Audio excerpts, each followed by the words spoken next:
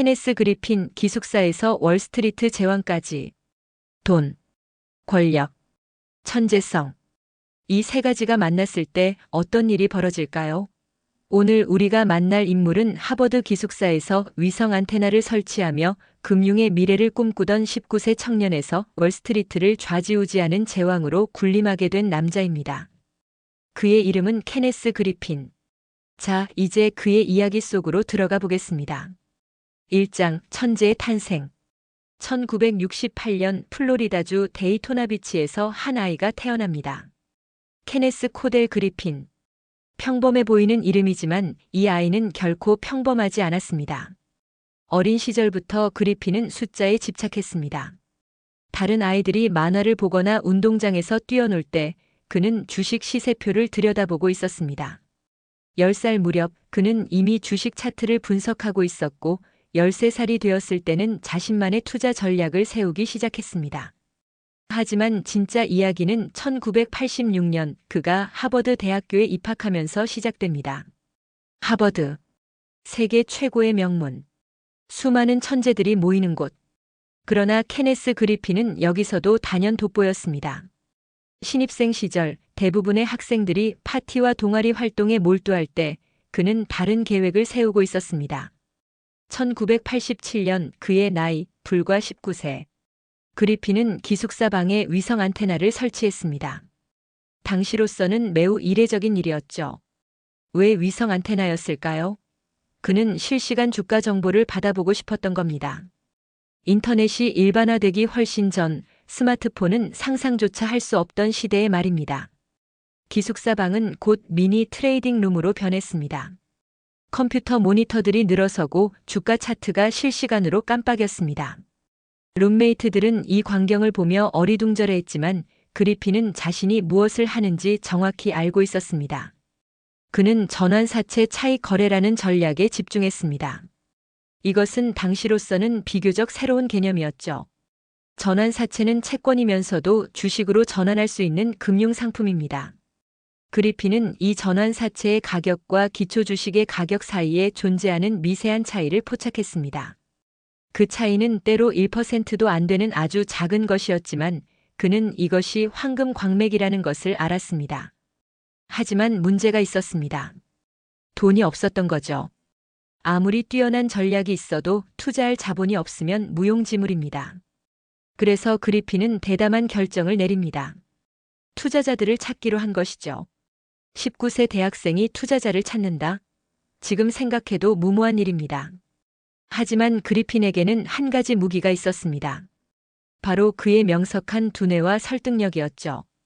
그는 자신의 전략을 설명하는 상세한 보고서를 작성했습니다. 수학적 모델, 리스크 분석, 예상 수익률까지 모든 것이 담겨 있었습니다. 그리고 그는 이 보고서를 들고 시카고의 투자자들을 찾아갔습니다. 놀랍게도 그의 전략은 통했습니다. 프랭크 마이어라는 시카고의 투자자가 그에게 27만 달러를 투자했습니다. 19세 대학생에게 27만 달러를요. 오늘날의 가치로 환산하면 약 60만 달러가 넘는 금액입니다. 그리핀은 이 돈으로 본격적인 투자를 시작했습니다. 그리고 결과는 놀라웠습니다. 첫 해에만 70%가 넘는 수익률을 기록한 것입니다. 생각해 보세요. 당시 은행 예금 이자율이 5% 정도였습니다. 전문 헤지펀드들도 연 20-30% 수익을 내면 대단하다고 여겨지던 시절이었죠. 그런데 대학생이 70%를 달성한 겁니다. 소문은 빠르게 퍼졌습니다. 하버드에 천재 트레이더가 있다는 이야기가 월스트리트를 떠돌기 시작했습니다. 더 많은 투자자들이 그를 찾아왔고 그의 운용 자산은 빠르게 불어났습니다. 그러나 그리핀은 여기서 만족하지 않았습니다. 그는 더 큰 꿈을 꾸고 있었습니다. 단순히 돈을 버는 것이 아니라 금융의 역사를 다시 쓰고 싶었던 것이죠. 1989년 그가 하버드를 졸업하기 직전 그는 중요한 결정을 내립니다. 졸업 후 월스트리트의 유명 투자은행에 취직하는 대신 자신만의 회사를 설립하기로 한 것입니다. 그렇게 1990년 11월 시타델 시터델이 탄생합니다. 당시 그리핀은 22세에 불과했습니다. 운용 자산은 470만 달러. 직원은 그 자신을 포함해 단 3명이었습니다. 시카고의 작은 사무실 한 칸이 전부였죠. 하지만 이 작은 시작이 이후 금융 역사상 가장 거대한 제국 중 하나로 성장하게 될 줄 누가 알았겠습니까? 2장 1990년대 성장통과 위기. 시타델의 초기는 순탄하지 않았습니다. 1990년대 초반 미국 경제는 불황에 빠져 있었습니다. 걸프 전쟁의 여파, 저축 대부조합 위기, 그리고 부동산 시장의 붕괴. 많은 투자 회사들이 문을 닫았고 생존한 회사들도 극심한 어려움을 겪고 있었습니다. 그러나 그리핀에게 위기는 기회였습니다. 다른 투자자들이 공포에 질려 시장에서 발을 빼고 있을 때 그는 오히려 더 공격적으로 움직였습니다. 그의 전환사채 차익 거래 전략은 시장의 변동성이 클수록 더 효과적이었기 때문입니다. 1990년부터 1995년까지 시타델은 연평균 40%가 넘는 수익률을 기록했습니다. 이것은 단순히 좋은 성적이 아니었습니다. 경이로운 성적이었죠. 월스트리트의 거물들조차 혀를 내두를 정도였습니다. 그리핀의 명성은 하늘을 찔렀습니다. 투자금이 쏟아져 들어왔고 회사는 급속도로 성장했습니다. 1994년이 되자 시타델의 운용 자산은 10억 달러를 돌파했습니다. 불과 4년 만에 470만 달러에서 10억 달러로 200배 이상 성장한 것입니다. 그러나 성공에는 항상 그림자가 따르는 법입니다. 1998년 그리핀의 인생에서 가장 큰 위기가 찾아옵니다. 바로 롱텀 캐피털 매니지먼트 사태였습니다. LTCM은 당시 월스트리트에서 가장 유명한 헤지펀드였습니다. 노벨 경제학상 수상자 2명을 포함한 천재들이 모여 만든 회사였죠. 그들의 전략은 시타델과 유사한 차익 거래였습니다. 그리고 그들은 엄청난 레버리지, 즉 빚을 내서 투자 규모를 키웠습니다. 1998년 여름 러시아가 국가 부도를 선언했습니다. 금융시장은 패닉에 빠졌고 LTCM의 전략은 완전히 빗나갔습니다. 그들이 예상했던 가격 수렴은 일어나지 않았고 오히려 가격 차이는 더 벌어졌습니다. LTCM은 단 몇 주 만에 46억 달러를 잃었습니다. 그리고 그들이 빌린 돈은 무려 1250억 달러에 달했습니다. 만약 LTCM이 파산한다면 전체 금융 시스템이 무너질 수도 있는 상황이었습니다. 시타델도 위험했습니다. 그리핀 역시 유사한 차익 거래 전략을 사용하고 있었고 상당한 레버리지를 활용하고 있었습니다. 시장이 패닉 상태에 빠지면서 시타델의 포트폴리오도 큰 손실을 입기 시작했습니다. 한 달 동안 시타델은 10억 달러가 넘는 손실을 기록했습니다. 투자자들은 불안해하기 시작했고 자금을 회수하려는 움직임이 나타났습니다. 이 순간 그리핀은 선택의 기로에 섰습니다. 많은 헤지펀드 매니저들은 이럴 때 포지션을 청산하고 현금을 확보합니다. 손실을 최소화하고 투자자들을 안심시키는 것이죠. 하지만 그리핀은 정반대의 결정을 내렸습니다. 그는 확신했습니다. 시장의 패닉은 일시적이고 가격은 결국 정상으로 돌아올 것이라고요. 문제는 그때까지 버틸 수 있느냐였습니다.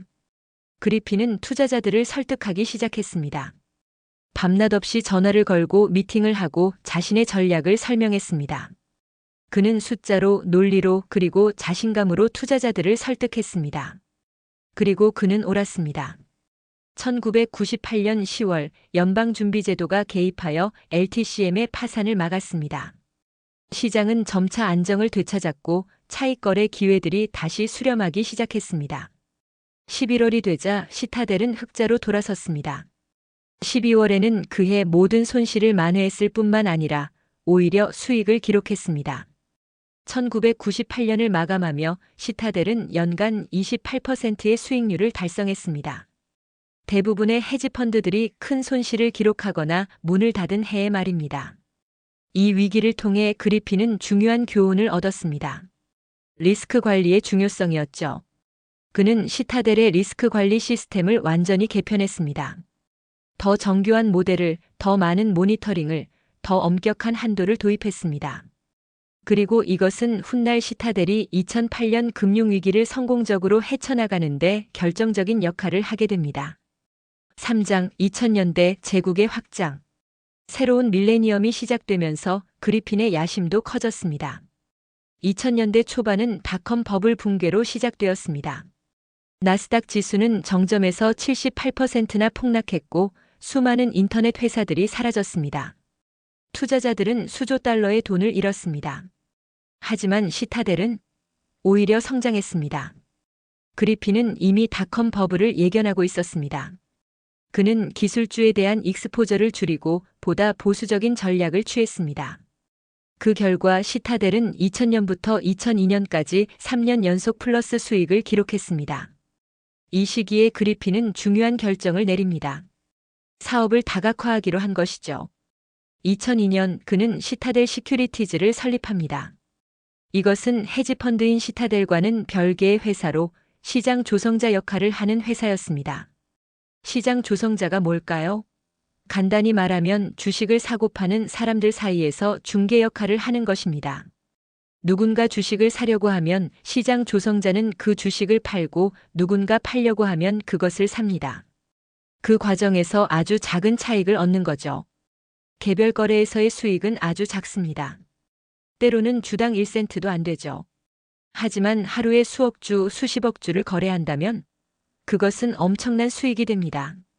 그리핀은 이 분야에서도 천재성을 발휘했습니다. 그는 최첨단 기술에 투자했습니다. 가장 빠른 컴퓨터, 가장 효율적인 알고리즘, 가장 낮은 지연 시간의 네트워크. 시타델 시큐리티즈는 거래 속도에서 경쟁사들을 압도했습니다. 속도가 왜 중요할까요? 주식시장에서 1밀리초, 즉 1000분의 1초의 차이가 수백만 달러의 차이를 만들 수 있기 때문입니다. 가격이 변하는 그 순간 가장 먼저 반응하는 사람이 돈을 벌 수 있습니다. 그리핀은 여기에 막대한 투자를 했습니다. 시카고와 뉴욕의 거래소를 연결하는 가장 빠른 통신망을 구축했습니다. 심지어 직선 거리로 광 케이블을 매설하기 위해 산과 강을 뚫는 데 수억 달러를 투자했습니다. 단지 몇 밀리초를 줄이기 위해서요. 그리고 그것은 효과가 있었습니다. 시타델 시큐리티즈는 빠르게 성장했습니다. 2005년이 되자 미국 주식 거래량의 약 10%를 처리하고 있었습니다. 2010년에는 20%를 넘어섰습니다. 오늘날에는 무려 40%에 달합니다. 생각해 보세요. 당신이 스마트폰 앱을 통해 주식을 사거나 팔 때 그 거래의 절반 가까이가 시타델 시큐리티즈를 통해 이루어질 가능성이 있다는 것입니다. 하지만 이 모든 성공 뒤에는 논란도 있었습니다. 시타델 시큐리티즈의 주요 수익원 중 하나는 이른바 페이먼트 포 오더 플로, 즉 주문 흐름에 대한 지불이었습니다. 로빈후드 같은 무료 거래 앱들은 고객의 주문을 시타델 시큐리티즈에 보내고 그 대가로 돈을 받습니다. 시타델은 이 주문들을 처리하면서 수익을 냅니다. 비판자들은 이것이 이해상충을 일으킨다고 주장했습니다. 시타델이 개인 투자자들에게 불리한 가격으로 거래를 체결할 수도 있다는 것이죠. 그리핀은 이를 강력히 부인했고 시타델이 제공하는 가격이 오히려 더 좋다고 주장했습니다. 이 논란은 2021년 게임스탑 사태로 절정에 달하게 됩니다. 하지만 그 이야기는 잠시 후에 하기로 하겠습니다. 2000년대 중반 시타델의 헤지펀드 사업도 계속 성장했습니다. 그리핀은 전략을 더욱 다양화했습니다. 전환사채 차익 거래에서 시작했지만 이제는 주식 롱숏, 매크로 전략, 신용거래, 양적 전략 등 거의 모든 분야에 진출했습니다. 그는 세계 최고의 인재들을 영입했습니다. MIT, 하버드, 프린스턴에서 가장 뛰어난 수학자들, 물리학자들, 컴퓨터 과학자들을 스카웃했습니다. 그들에게 월스트리트 최고 수준의 보상을 제공했습니다. 시타델의 사무실은 실리콘밸리의 스타트업을 연상시켰습니다. 최첨단 기술로 가득했고 젊고 똑똑한 사람들이 밤낮 없이 일했습니다. 그리고 그 중심에는 항상 케네스 그리핀이 있었습니다. 그는 모든 것에 관여했습니다. 주요 투자 결정은 물론이고 기술 인프라, 인사, 심지어 사무실 디자인까지. 그의 완벽주의는 전설적이었습니다. 그는 직원들에게 최고를 요구했고 자신에게도 그 이상을 요구했습니다. 2007년 시타델의 운용 자산은 200억 달러에 달했습니다. 그리핀은 39세의 나이에 이미 억만장자 반열에 올라 있었습니다. 하지만 가장 큰 시험이 다가오고 있었습니다. 사장, 2008년 금융위기 생존의 기술. 2008년은 금융 역사상 가장 암흑 같은 해였습니다. 그해 봄 베어 스턴스가 무너졌습니다. 여름에는 페니 메이와 프레디 맥이 국유화되었습니다. 9월 15일 리먼 브라더스가 파산했습니다. 그리고 금융 시스템 전체가 붕괴 직전까지 갔습니다. 시타델도 엄청난 타격을 입었습니다. 2008년 9월과 10월 단 2달 만에 시타델은 80억 달러 이상의 손실을 기록했습니다. 연간 수익률은 마이너스 55%에 달했습니다. 시타델 역사상 최악의 해였습니다. 투자자들은 공황 상태에 빠졌습니다. 자금 인출 요청이 쇄도했습니다. 한때 200억 달러에 달했던 운용 자산은 120억 달러로 쪼그라들었습니다. 직원들은 불안해했습니다. 리먼 브라더스, 베어 스턴스 같은 거대 금융기관들도 무너지는 판에 헤지펀드인 시타델이 살아남을 수 있을까? 이때 그리핀의 진가가 드러났습니다. 그는 1998년의 교훈을 잊지 않고 있었습니다. 그는 위기가 오기 전부터 리스크를 줄이고 유동성을 확보하고 최악의 시나리오에 대비하고 있었습니다. 2008년 위기가 한창일 때 많은 헤지펀드들은 자산을 팔고 싶어도 팔 수 없었습니다. 시장에 유동성이 없었기 때문입니다. 그들은 불가피하게 폭락하는 자산을 그대로 보유해야 했고 결국 파산했습니다. 하지만 시타델은 달랐습니다. 그리핀은 위기 전부터 현금과 현금성 자산을 충분히 확보해 두었습니다. 그래서 자금 인출 요청에도 대응할 수 있었고 심지어 위기 속에서도 기회를 포착할 수 있었습니다. 그는 투자자들에게 편지를 썼습니다. 지금은 가장 어두운 시간입니다. 하지만 이것은 또한 가장 큰 기회이기도 합니다. 역사상 최고의 투자 기회들이 우리 앞에 펼쳐져 있습니다. 그리고 그는 행동으로 보여주었습니다. 시장이 바닥을 칠 때 그는 저평가된 자산들을 샀습니다. 금융주, 부동산, 회사채. 다른 사람들이 공포에 질려 팔 때 그는 사들였습니다. 2009년이 되자 시장은 반등하기 시작했습니다. 그리고 시타델의 포트폴리오 가치는 급등했습니다. 2009년 한 해 동안 시타델은 무려 60%가 넘는 수익률을 기록했습니다. 2008년의 손실을 만회하고도 남는 수익이었습니다. 이 위기를 거치면서 그리핀의 명성은 더욱 높아졌습니다. 그는 단순히 좋을 때 돈을 버는 투자자가 아니었습니다. 최악의 위기 속에서도 살아남고 오히려 더 강해지는 투자자였습니다. 5장 2010년대 절대 권력. 2010년대에 들어서면서 시타델은 단순한 헤지펀드를 넘어 금융제국으로 자리 잡았습니다. 2012년 시타델은 금융위기 이전의 최고점을 회복했습니다. 2015년에는 운용 자산이 250억 달러를 넘어섰습니다. 2020년에는 350억 달러에 달했습니다. 이 기간 동안 시타델의 연평균 수익률은 약 19%였습니다. 이것은 S&P 500 지수를 크게 상회하는 수익률이었고 대부분의 헤지펀드들을 압도하는 성적이었습니다. 그리핀의 개인 자산도 천문학적으로 불어났습니다. 2010년에 그의 순자산은 약 30억 달러였습니다. 2020년에는 170억 달러를 넘어섰습니다. 포브스 선정 미국 최고 부자 순위에서 상위 50위 안에 들었습니다. 하지만 그리핀은 단순히 돈을 모으는 데만 관심이 있지 않았습니다. 그는 그 돈으로 무언가를 하고 싶어 했습니다. 2010년대 중반부터 그리핀은 미술품 수집에 엄청난 금액을 투자하기 시작했습니다. 그리고 그것은 보통의 수집이 아니었습니다. 2015년 그는 윌렘 드 쿠닝의 인터체인지를 3억 달러에 구입했습니다. 당시 미술품 거래 역사상 최고가였습니다. 같은 해 그는 잭슨 폴록의 작품을 2억 달러에 구입했습니다. 2016년에는 장 미셸 바스키아의 작품을 1억 1천만 달러에 샀습니다. 이것은 미국 예술가 작품으로는 최고가였습니다. 비평가들은 말했습니다. 그는 돈을 과시하고 있을 뿐이다. 하지만 그리핀은 달랐습니다. 그는 진정으로 예술을 사랑했고 예술이 사회에 중요하다고 믿었습니다. 그는 구입한 작품들을 자신의 집에만 두지 않았습니다. 그는 그것들을 박물관에 대여하여 대중이 볼 수 있게 했습니다. 시카고 아트 인스티튜트, 뉴욕 현대미술관, 휘트니 미술관.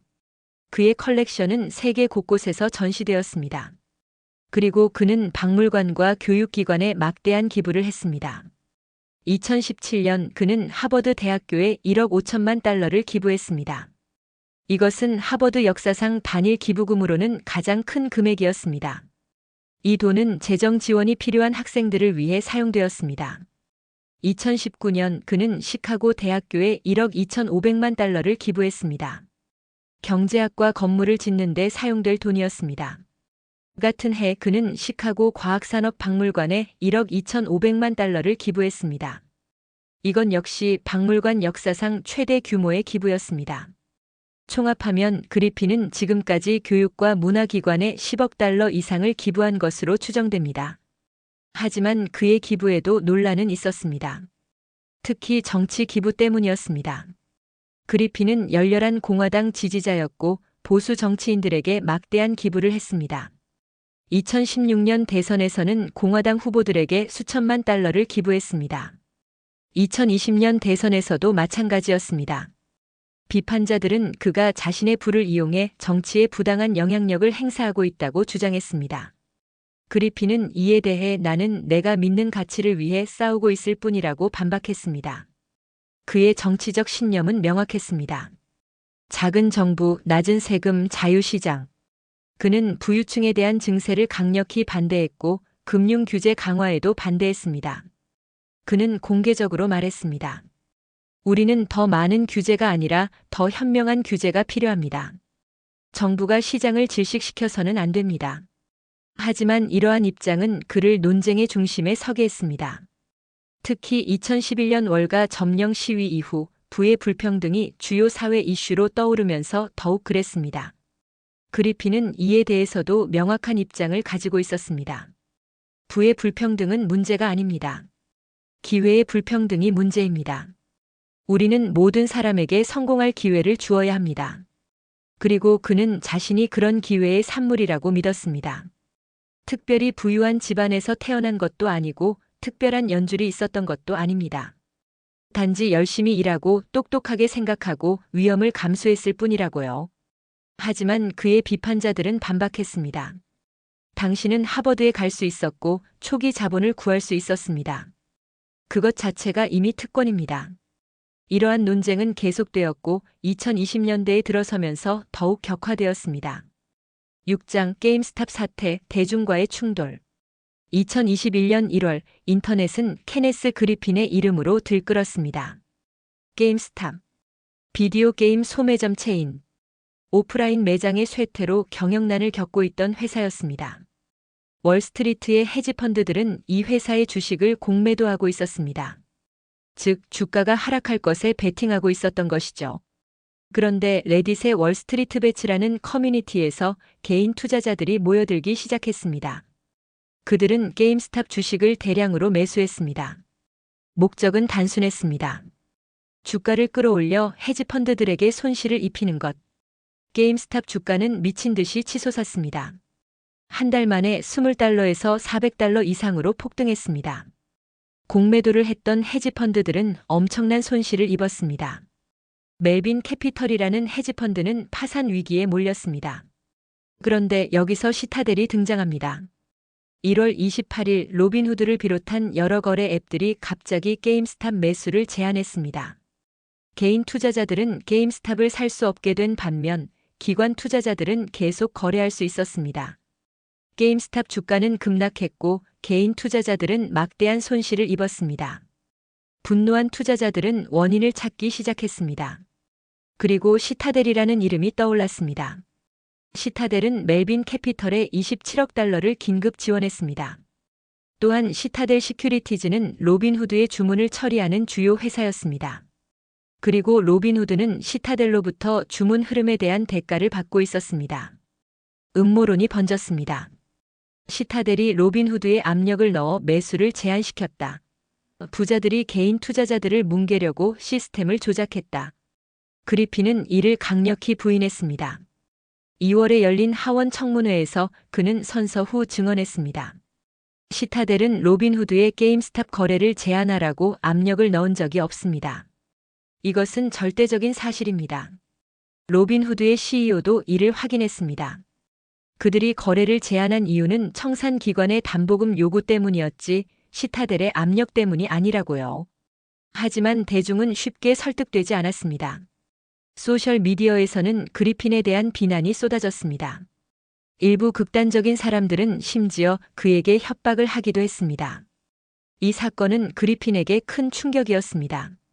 그는 평생 동안 열심히 일하고 합법적으로 사업을 해왔습니다. 그런데 갑자기 악당 취급을 받게 된 것입니다. 그는 자신을 방어하기 위해 나섰습니다. 인터뷰를 하고 칼럼을 쓰고 시타델의 역할을 설명했습니다. 그는 시타델 시큐리티즈가 개인 투자자들에게 더 나은 가격을 제공한다고 주장했습니다. 수수료 없는 거래를 가능하게 만든 것도 시타델 같은 회사들 덕분이라고 말했습니다. 그러나 이 사건은 더 큰 질문을 제기했습니다. 시타델 같은 회사가 너무 많은 권력을 가지고 있는 것은 아닐까? 금융 시스템이 소수의 거대 기업에 의해 지배되는 것은 건강한 것일까? 이러한 논쟁은 계속되고 있습니다. 7장 팬데믹 속의 승리. 게임스탑 사태에도 불구하고 2020년대 초반은 시타델에게 황금기였습니다. 2020년 코로나19 팬데믹으로 세계가 혼란에 빠졌을 때 시타델은 오히려 기록적인 수익을 올렸습니다. 시장의 변동성이 극도로 높았고 이것은 시타델의 전략에 완벽했습니다. 2020년 한 해 동안 시타델의 헤지펀드는 약 120억 달러의 수익을 올렸습니다. 이것은 헤지펀드 업계 역사상 가장 큰 연간 수익이었습니다. 시타델 시큐리티즈도 폭발적으로 성장했습니다. 팬데믹 동안 개인 투자자들의 거래가 급증했고 로빈후드를 비롯한 거래 앱의 사용자가 폭증했습니다. 이 모든 거래의 상당 부분이 시타델 시큐리티즈를 통해 이루어졌습니다. 2021년에도 성공은 계속되었습니다. 시타델의 헤지펀드는 260억 달러의 수익을 기록했습니다. 다시 한번 업계 기록을 갈아치웠습니다. 그리핀 개인의 소득도 천문학적이었습니다. 2021년 한 해에만 그는 약 15억 달러를 벌어들인 것으로 추정됩니다. 그의 순자산은 300억 달러를 넘어섰고 미국에서 30번째로 부유한 사람이 되었습니다. 이 성공의 뒤에는 그리핀의 변함없는 원칙들이 있었습니다. 첫째, 최고의 인재를 확보하라. 시타델은 매년 수백 명의 최상위 졸업생들을 채용했습니다. 그리고 그들에게 업계 최고 수준의 보상을 제공했습니다. 젊은 애널리스트도 연봉이 수십만 달러에 달했고 성과가 좋은 트레이더들은 수백만, 때로는 수천만 달러를 벌었습니다. 둘째, 기술에 투자하라. 시타델은 매년 수억 달러를 기술 인프라에 투자했습니다. 가장 빠른 컴퓨터, 가장 정교한 알고리즘, 가장 안정적인 시스템. 시타델의 기술력은 실리콘밸리의 테크 기업들과 비교해도 뒤지지 않았습니다. 셋째, 리스크를 관리하라. 2008년의 교훈을 잊지 않은 그리핀은 항상 최악의 시나리오에 대비했습니다. 시타델은 복잡한 리스크 관리 시스템을 갖추고 있었고 모든 포지션을 실시간으로 모니터링했습니다. 넷째, 다양화하라. 시타델은 단일 전략에 의존하지 않았습니다. 주식, 채권, 원자재, 외환, 파생상품. 거의 모든 자산 클래스에 걸쳐 다양한 전략을 구사했습니다. 이것은 한 시장이 어려울 때 다른 시장에서 수익을 낼 수 있게 해주었습니다. 그리고 다섯째, 절대로 자만하지 마라. 그리핀은 항상 배고팠습니다. 아무리 성공해도 그는 더 나아질 방법을 찾았습니다. 경쟁사들을 연구하고 새로운 전략을 개발하고 시장의 변화에 적응했습니다. 2022년 그리핀은 중요한 결정을 발표했습니다. 시타델의 본사를 시카고에서 마이애미로 이전하겠다는 것이었습니다. 이것은 상징적인 의미가 컸습니다. 그리핀은 30년 넘게 시카고와 함께해왔습니다. 시타델을 시카고에서 시작했고 시카고를 사랑했고 시카고에 수억 달러를 기부했습니다. 그런데 왜 떠나기로 한 것일까요? 공식적인 이유는 더 나은 사업 환경이었습니다. 마이애미는 세금이 낮고 규제가 적고 날씨가 좋았습니다. 또한 라틴 아메리카와의 연결성도 좋았습니다. 하지만 일부에서는 정치적 이유를 지적했습니다. 일리노이주와 시카고시는 민주당이 강했고 그리핀과는 정치적으로 맞지 않았습니다. 반면 플로리다주는 공화당이 강했고 그리핀의 정치적 성향과 일치했습니다. 이유가 무엇이든 이 결정은 시카고에 큰 충격이었습니다. 시타델은 시카고의 가장 중요한 기업 중 하나였고 수천 명을 고용하고 있었습니다. 그리핀의 이전 결정은 다른 기업들도 시카고를 떠나게 만들 수 있다는 우려를 낳았습니다. 8장 거인의 그림자. 오늘날 케네스 그리핀은 금융계에서 가장 영향력 있는 인물 중 한 명입니다. 시타델의 헤지펀드는 현재 약 620억 달러를 운용하고 있습니다. 이것은 세계에서 가장 큰 헤지펀드 중 하나입니다. 설립 이후 누적 수익은 800억 달러가 넘습니다. 시타델 시큐리티즈는 미국 주식 거래량의 약 40%를 처리합니다. 옵션 시장에서는 50% 가까이를 차지합니다. 사실상 미국 금융시장의 핵심 인프라가 된 것입니다. 그리핀 자신의 순자산은 약 380억 달러로 추정됩니다. 이것은 그를 세계에서 40번째 안팎의 부자로 만듭니다. 하지만 그의 영향력은 단순히 숫자로 측정할 수 없습니다. 그는 금융시장의 구조를 바꾸어 놓았습니다. 고빈도 거래와 알고리즘 트레이딩을 주류로 만들었습니다. 수수료 없는 개인 투자를 가능하게 했습니다. 퀀트 트레이딩이라는 새로운 분야를 개척했습니다. 그는 또한 수천 명의 인재들을 양성했습니다. 시타델 출신들은 금융계 곳곳에서 활약하고 있습니다. 일부는 자신의 헤지펀드를 설립했고, 일부는 다른 금융기관의 임원이 되었고, 일부는 학계나 정부로 갔습니다. 그의 자선 활동도 영향력이 큽니다.